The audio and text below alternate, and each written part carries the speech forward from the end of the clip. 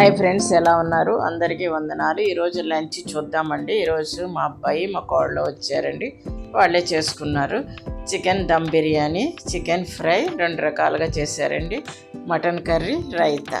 చిన్న మాట, మీరు చిగురు పెట్టి ఫలములు ఫలిస్తారు.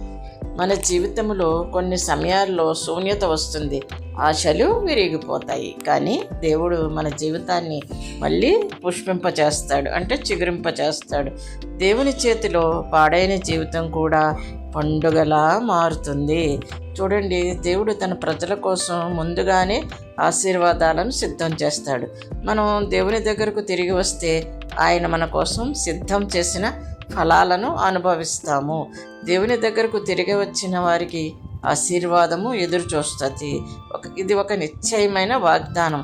దేవుడు మాట ఇచ్చినప్పుడు అది ఆలస్యం అవ్వచ్చు, కానీ తప్పకుండా నెరవేరుతుంది.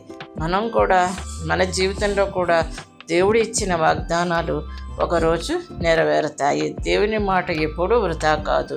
దేవుడు పాడైన జీవితాన్ని పునరుద్ధరిస్తాడు.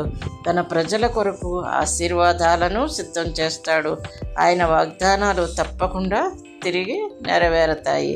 మనము దేవుని వైపు తిరిగి వస్తే ఆయన మన జీవితంలో చిగురులు పెట్టించి ఫలములను కలిగిస్తాడు.